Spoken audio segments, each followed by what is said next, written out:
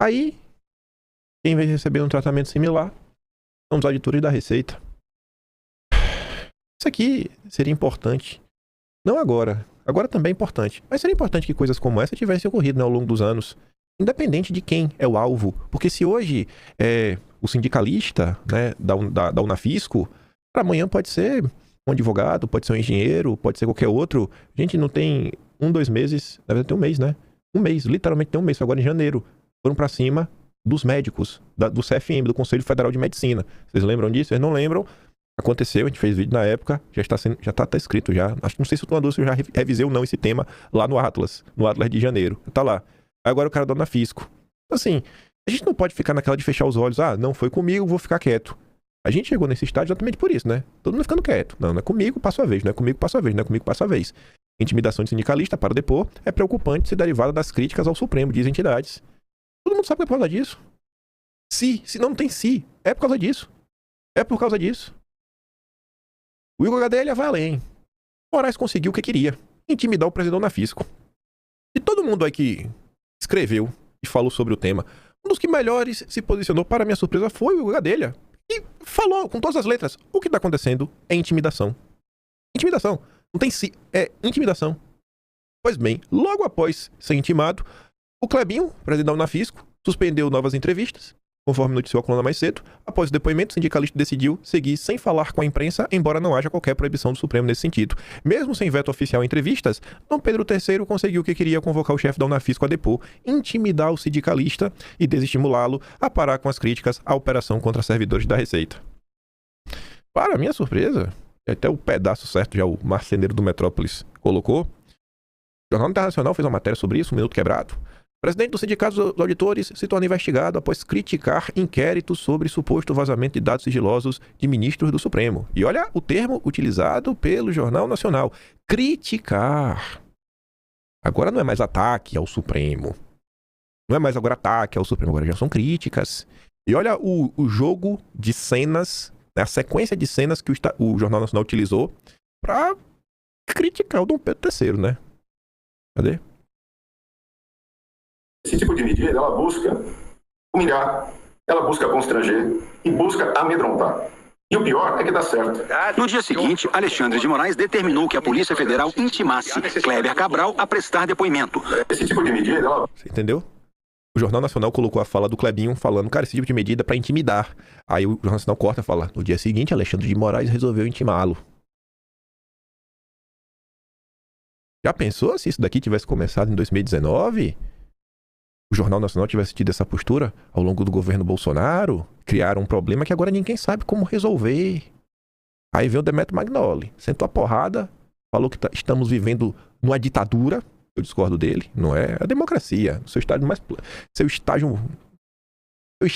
pleno. Alexandre sendo chamado de ditador no canal Globo, né? Vamos ver.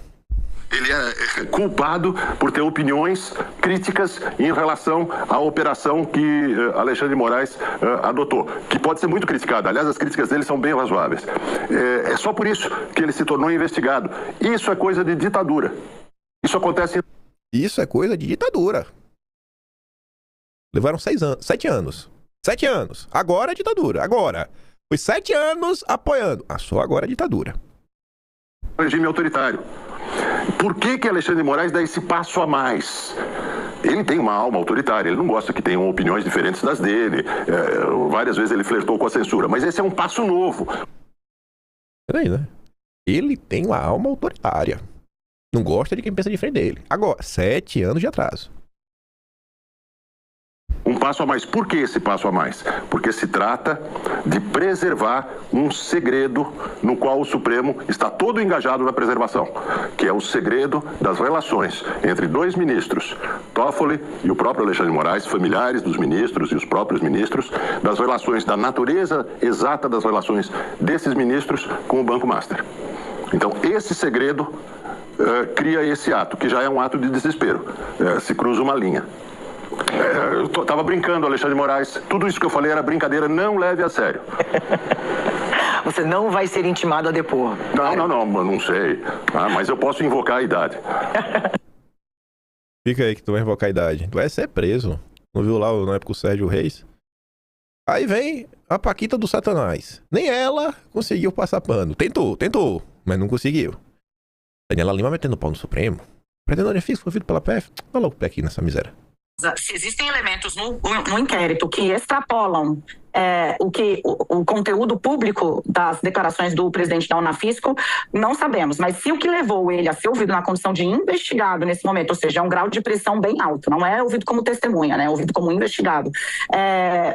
Se há alguma que justifique juridicamente o tratamento dado a ele, ainda não se sabe. Pelas declarações públicas, de novo, é uma atitude que ampliará a percepção de que o Supremo Tribunal Federal está operando fora da caixa, de que o Supremo Tribunal Federal está operando sem autocontenção, de que o Supremo Tribunal Federal está operando sem conseguir abraçar o direito mínimo ao contraditório. Se, de novo, o que levou ele ao depoimento na condição de investigado foram as declarações públicas. Foi. Os colegas dizem que foi só isso. E aí, Dani? E aí? Fora da caixinha, né? É autocontenção. Sem respeitar o contraditório. Aí a petista Mônica Bergamo. Essa realmente é petista. Os outros só são de esquerda. Essa aqui, não sei se é petista, né? Essa é dirceusista. E o coração dela nunca curou, velho. Também disse, era um cara bonito, né? Um cara novo. Se eu fosse Dirceu também, eu tinha seguido por outro caminho, viu, Mônica? Te contar aí que tu não... Tem cara que quando era mais nova era mais bonita não, viu? Me perdoa aí a sinceridade. Veja só. Que seja, poderia fazer. O Lula na presidência da República não poderia fazer isso. O Bolsonaro, quando era presidente da República, não poderia fazer isso. Colocava uma pessoa no dia seguinte para depor na Polícia Federal sobre críticas feitas a eles. Qual que seria o caminho natural, Megali? Acessível a qualquer autoridade, acessível a qualquer outro cidadão? Por exemplo, uma notificação ao presidente da Unafisco, uma notificação extrajudicial, pedindo explicações em primeiro lugar. Querido, vem cá, de quem você está falando? O que você está querendo dizer? Né? A abertura de um processo por injúria, por calúnia, por difamação, pedido de explicações, né? Ou seja, ir por um caminho processual natural para pedir satisfações a ele, para que ele se retrate, né? Ou para que ele explique o que ele quis dizer. Eu ouvi hoje de um jurista importante, né? O presidente da Unafisco não deveria falar o que ele falou, mas ele tem o direito de falar o que ele falou sem sentar no dia seguinte diante da PF, né? Ele fala, todo mundo responde pelo que fala, mas dentro de um processo por calúnia, num outro procedimento judicial. Então, essa decisão de colocar o presidente da Unafisco no dia seguinte, depois de uma dura crítica para depor na PF, é mais uma medida do ministro Alexandre que está sendo criticada e gerando aí polêmica, né? Embora no Supremo haja divisões. Eu ouvi de um dos ministros da Corte que, estando o Supremo novamente sob um ataque, o Supremo tem que se defender de forma imediata, né? Não deixar passar uma agressão como essas, porque é uma agressão à instituição, não é uma agressão individual a um ministro. Mas, Megali, é isso. Deu um apagão aqui no meu computador, mas vocês estão me ouvindo aí, né? Sim, perfeito, Mônica.